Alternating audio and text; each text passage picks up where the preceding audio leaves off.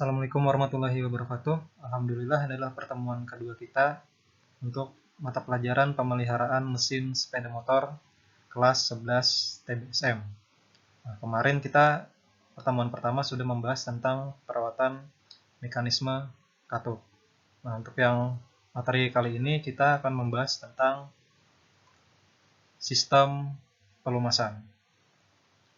Jadi sistem pelumasan adalah sistem yang bertujuan untuk melumasi bagian-bagian mesin yang bergerak dan saling bergesekan agar meminimalisir atau mengurangi gaya gesek, sehingga komponen-komponen tersebut tidak cepat aus dan usia pakainya bisa lebih lama. Untuk sistem pelumasan sepeda motor 2 tak dengan 4 tak pada umumnya hampir sama, hanya saja konstruksinya agak berbeda. Namun di sini kita hanya akan membahas sistem pelumasan pada mesin sepeda motor 4 tak. Nah, jadi fungsi sistem pelumasan itu ada 4.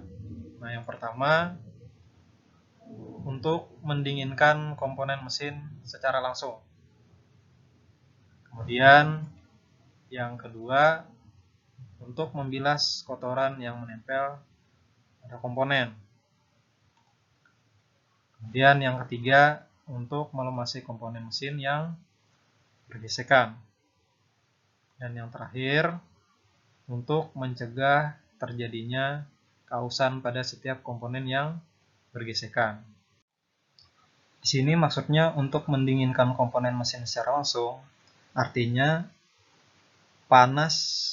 suhu panas pada mesin itu akan diserap oleh oli pelumas tersebut. Jadi meminimalisir panas pada mesin. Nah, kemudian yang kedua untuk membilas kotoran yang menempel pada komponen mesin. Jadi ada banyak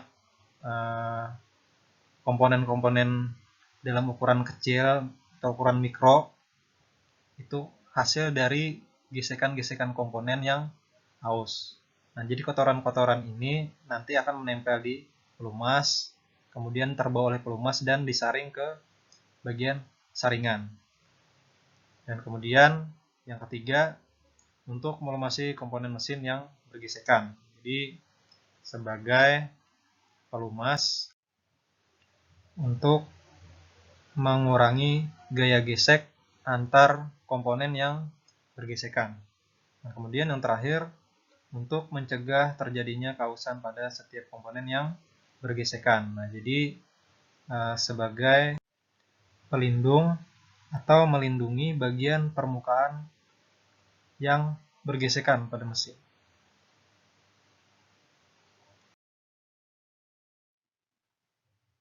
Nah, kemudian ini ada komponen-komponen sistem pelumasan. Yang pertama yaitu oil strainer atau saringan kasar. Ini adalah oil strainer, jadi saringan kasar, sebab konstruksi celah saringannya cukup besar.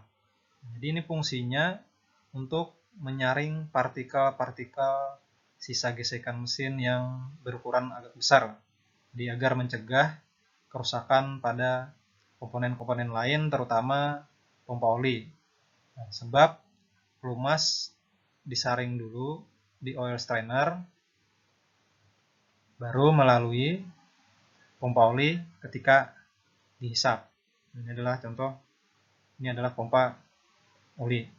Jadi ketika disaring, menyaring yang partikel-partikel besar, dihisap oleh pompa oli, baru disalurkan ke bagian saringan halus.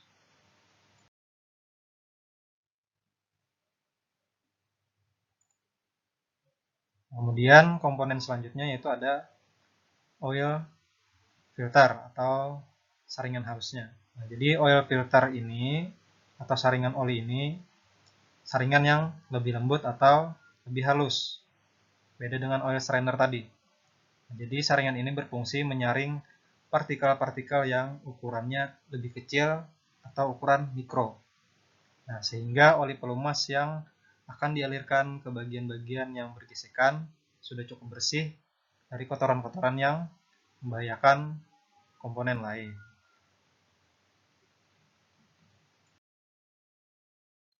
Nah, kemudian ini adalah komponen selanjutnya, yaitu pompa oli atau oil pump.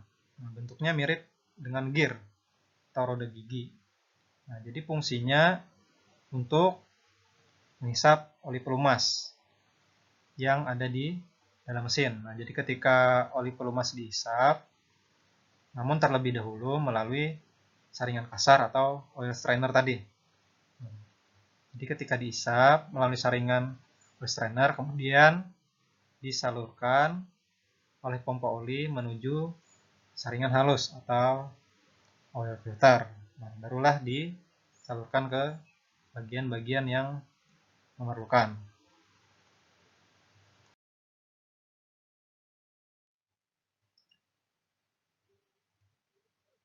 Ini adalah skema atau gambar dari siklus proses aliran pelumas pada mesin sepeda motor. Nah, jadi ketika awal pertama kali mesin dihidupkan, pompa oli juga ikut berputar mengikuti putaran crankshaft pada engine. Nah, jadi ini terkoneksi antara crankshaft dengan pompa oli. Jadi ketika start awal mesin dihidupkan, pompa oli ikut bergerak, kemudian menghisap pelumas yang ada di bagian bawah mesin. Nah, jadi oli pelumas terhisap terlebih dahulu melalui saringan kasar atau oil strainer tadi, dihisap oleh pompa oli atau oil pump, kemudian disalurkan menuju saringan halus atau oil filter. Setelah disalurkan, kemudian nanti menuju bagian-bagian yang memerlukan pelumasan. Nah, jadi ini adalah saluran-saluran sistem pelumasan. Jadi kalau kalian misalkan membongkar head cylinder atau block cylinder, nanti kalian akan mendapati lubang-lubang kecil. Nah, disitulah lubang saluran untuk sistem pelumasan, tempat mengalirnya oli pelumas. Nah, jadi ketika sudah disalurkan, nanti menuju bagian dinding-dinding block cylinder, kemudian menuju head cylinder, dan nanti oli pelumasnya akan melumasi bagian seperti rocker arm, bagian-bagian bergesekan dengan camshaft, kemudian seperti pegas katup. Nah, di sini oli pelumas tidak akan ikut masuk ke bagian saluran buang atau saluran masuk, karena di sini ada seal karet yang menahan pelumas. Jadi di sini ada penahan olinya agar pelumas yang melumasi bagian-bagian head cylinder tidak ikut terbawa ke ruang bakar ataupun saluran buang dan saluran hisap. Nah, jadi setelah melumasi bagian head cylinder, nanti kembali lagi ke bawah menuju bagian crankshaft. Nah, di sini crankshaft juga ikut terlumasi, dan sebagian oli pelumas ada yang terlempar ke bagian bawah dinding silinder, sehingga di sini oli pelumas juga ikut melumasi bagian dinding silinder, dan juga untuk menjaga suhu agar tetap stabil, agar tidak overheat meskipun sudah ada sistem pendingin. Nah, jadi balik lagi oli pelumas ke crankshaft, turun ke bawah, dan seterusnya. Jadi berulang-ulang, disalurkan ke bagian yang memerlukan pelumasan, baru kemudian kembali lagi ke bagian bawah.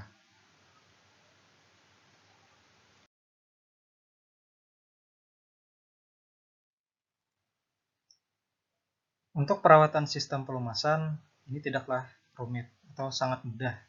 Jadi kalian hanya disiplin setiap 3000 km, bisa standar pabrik 3000 km harus segera diganti oli pelumas.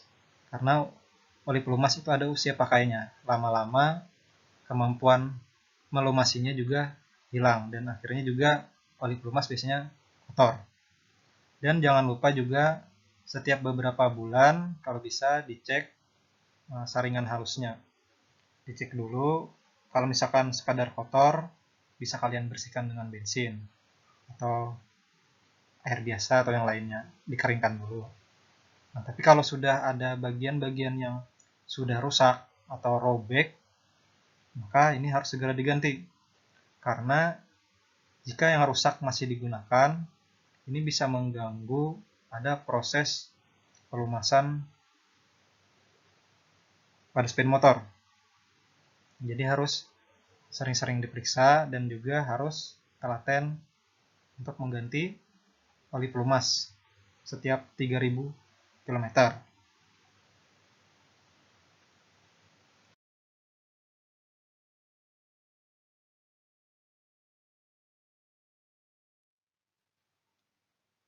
Sampai di sini dulu materi kita tentang sistem pelumasan.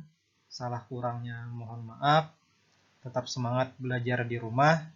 Mudah-mudahan pandemi COVID ini segera berlalu. Amin. Wassalamualaikum warahmatullahi wabarakatuh.